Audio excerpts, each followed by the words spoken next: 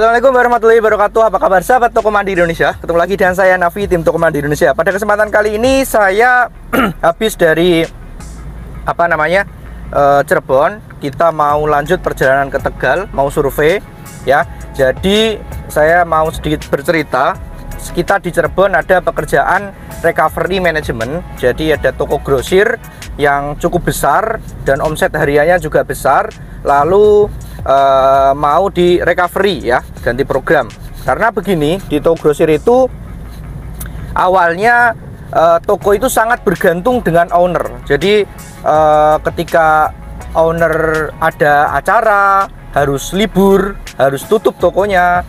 Bahkan ketika owner umroh itu harus libur 2-3 minggu begitu. Kalau misalkan ya namanya manusia, mungkin karena sakit atau karena ada sesuatu, itu harus tutup. Jadi toko ini sangat bergantung dengan owner begitu. Makanya owner melihat YouTube atau TikTok Toko Mandi Indonesia, terus datang ke kantor kami. Saya perlihatkan modelnya kita seperti ini Pak, tokonya, ini gudangnya. Saya kasih portofolionya, saya kasih presentasi bagaimana sistem kita bekerja. Terus akhirnya beliau tertarik, terus mau menggunakan jasa kami untuk merecovery manajemennya ya, manajemennya saja, tidak termasuk penataan dan lain-lain, enggak, hanya manajemennya saja. Yang paling penting supaya toko, ketika toko ditinggal itu operasional tetap jalan ya. Ketika operasional tetap bisa berjalan. Jadi ketika tidak semua yang harus mengerjakan owner ya, tetapi ketika toko ditinggal itu tim pegawai bisa mengerjakan. Jadi nggak autopilot ya, semi autopilot. Jadi ketika owner tidak ada, operasional tetap jalan ya. Jadi ada input pembelian, ada stok, terus ada harga pokok dan harga jual update begitu. Sehingga tidak semuanya harus di eksekusi on the spot. Ketika di kasir ada revisi harga dan lain-lain begitu. Itu yang pertama itu. Terus yang kedua jadi karena karena ini biasanya kita recovery itu 2-3 minggu. Biasanya normalnya 2 minggu normalnya. Molor-molornya 3 minggu, molor-molornya. Tapi ini kita sudah mengerjakan di hampir 1 bulan atau menuju ke 4 minggu ya. Karena apa? Karena saya bilang bahwa ini bukan toko baru, ini recovery atau istilahnya bikin bangunan renovasi. Saya analogikan ini kereta sudah sangat kenceng. Ketika kita tiba-tiba datang buat gerakan, nanti malah akan menyebabkan hal yang tidak diinginkan. Kalau di kereta begitu, maksud saya begitu. Jadi ini toko sudah jalan, pelanggannya sudah banyak, omsetnya sudah bagus ya. Adanya kami atau tidak ya, omsetnya tetap bagus, maka kami tidak mau melakukan perubahan yang bisa menyebabkan efek domino atau menyebabkan kerugian begitu. Maksud saya begini, ketika ada salah setting harga kemahalan, nanti yang dirugikan konsumen. Ketika ada setting harga kemurahan, nanti yang dirugikan owner ya. Jadi memang kita masuknya sangat pelan-pelan begitu.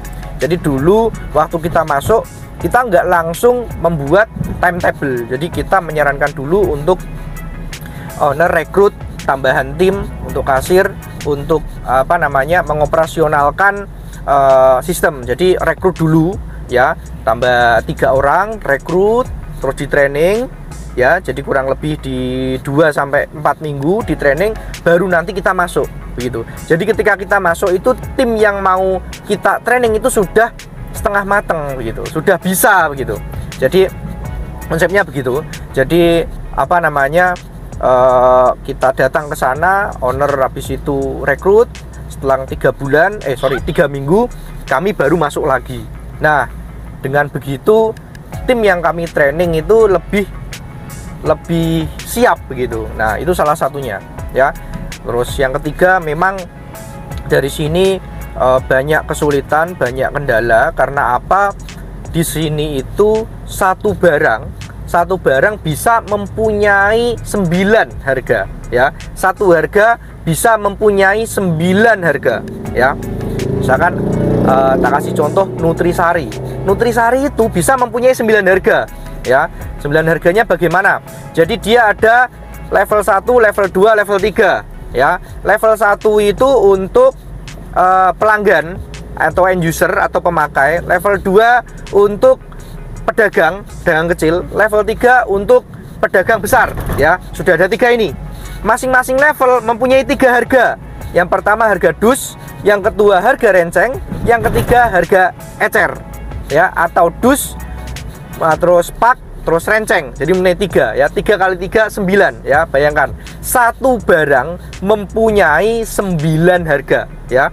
Ya, kalau harga pokok tetap 1 menggunakan konversi, tapi harga jual menggunakan 9. Jadi ini memang rumit sekali. Jadi memang perlu kesabaran ya. Jadi memang agak lama. Jadi ini juga pelajaran berharga juga buat kita ketika kita recovery, tetapi si toko itu sudah besar. Jadi kita tidak bisa sembarangan bikin sesuatu, sembarangan mengubah sesuatu. Nanti akan berdampak pada hal yang tidak diinginkan. Makanya kami harus pelan-pelan membuat data begitu. Jadi memang prosesnya kita panjang, prosesnya kita lama ya. Dan ini migrasi program dari program lama ke program baru ya, supaya programnya support, sehingga selanjutnya kami bisa memberikan pendampingan terhadap program ketika ada miss data atau ada error, itu kami masih bisa bantu. Begitu sahabat Toko Mandiri Indonesia. Jadi yang saya sampaikan ini recovery ini kita juga belajar juga, karena ini recovery toko besar begitu, karena juga ini toko juga sudah belasan tahun dibangun sama owner. Mestinya kita juga harus memberikan kepercayaan, karena owner juga membangun bisnis ini juga luar biasa, effortnya luar biasa, memberikan kepercayaan kepada pelanggan juga luar biasa. Jadi kita emang masuknya harus sangat pelan-pelan gitu ya. Sementara itu yang saya ingin bagikan kepada teman-teman semuanya. Jadi memang di bisnis retail ini, pelajaran berharga di project kali ini adalah harus sabar dan ulet, serta fokus sama solusi begitu ya. Selanjutnya ini kita mau ke Tegal, kita mau survei tempat, kita mau survei lokasi. Terus habis itu nanti kita lanjut ke Jogja ya. Jogja itu kita sudah pernah buka 2 toko di sana ya. Terus kita mau survei lagi. Jadi Jogja ini pernah kita survei itu owner punya 5 lokasi. Ini yang kita mau survei adalah lokasi ke-6 ya. Jadi 5 lokasi yang kita survei itu semua knock atau semua lokasinya tidak bagus begitu, sehingga lokasinya tidak kita sarankan untuk buka toko. Meskipun owner punya lokasi, owner punya modal, tapi kita tidak menyarankan. Kenapa? Karena menurut kami atau menurut pengalaman kami, lokasi yang bagus adalah harga mati untuk kita buka minimarket ya. Kenapa? Karena ketika lokasi bagus, SDM jelek, sistem jelek, akan berjalan tapi semeraut, berantakan.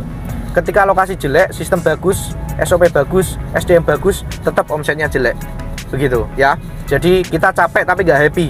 Tapi ketika lokasinya bagus, SDM jelek, sistem jelek, tetap bisa jalan, hanya berantakan. Istilahnya capek tapi capeknya happy. Begitu teman-teman. Jadi kemarin ini lokasi ke-6 yang mau kita survei di Yogyakarta. Begitu kurang lebih itu dari saya. Terima kasih. Assalamualaikum warahmatullahi wabarakatuh.